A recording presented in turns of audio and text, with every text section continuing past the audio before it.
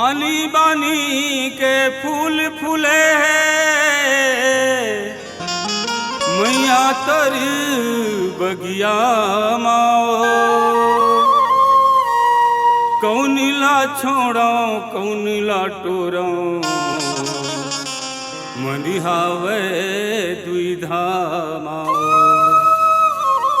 कौनिला छोड़ो कौनिला टोरो मनिहावे द्विधा माओ। बोल दुर्गा मैया की जय। बता देव मैया भावे तोला कौने फूल के हार। बता देव मैया भावे तोला कौने फूल के हार। बता देव मैया भावे तोला कौने फूल के हार। बता देव मैया भावे तोला कौने फूल के हार। कौन फूल तोर चरण चढ़ाओ कौन फूल तोर चरण चढ़ाओ कौने करऊं सिंगार। बता देव मैया भावे तोला कौने फूल के हार। बता देव मैया भावे तोला कौने फूल के हार।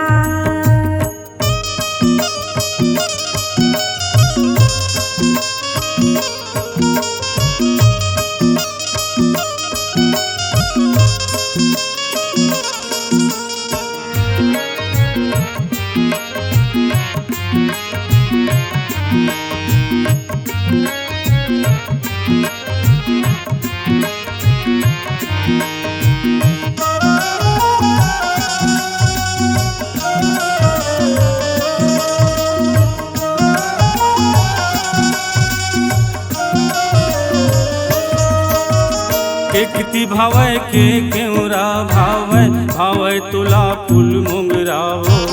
भावे तोला फूल मोंगरा उदाई भावे तोला फूल मोंगरा। चंपा भावे के चमेली मोह रजनी गंधा बेला हो।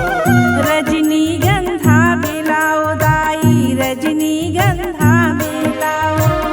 रात रानी पचरंगा लानो रात रानी पचरंगा लानो लानो का फूल मदार। बता देव मैया भावे तोला कौने फूल के हार। बता देव मैया भावे तोला कौने फूल के हार।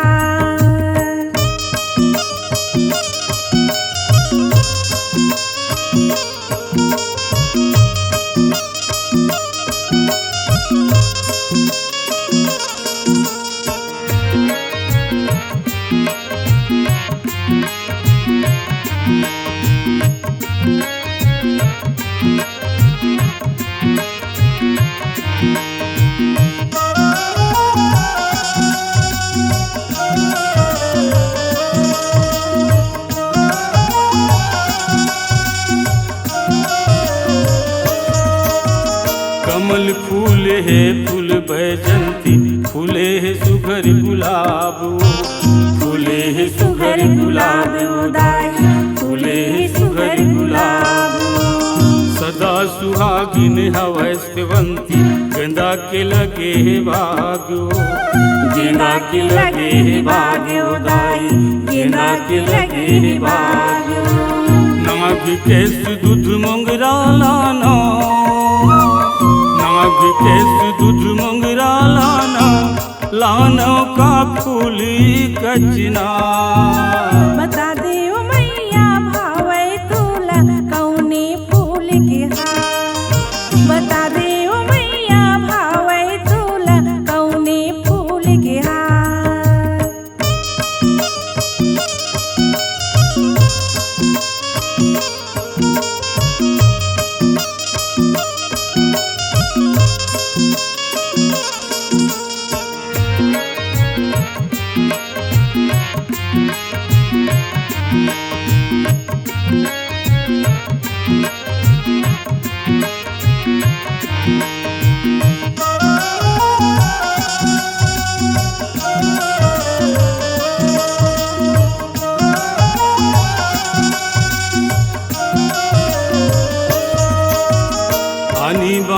के फूल फूले मैया तोर बगिया माओ, मैया तोर बगिया माओ दाई, मैया तोर बगिया माओ। कौनी लटोरम कौनी लटोरम छोटी अगन झोलिया माओ, छोटी अगन झोलिया माओ दाई, छोटी अगन झोलिया माओ।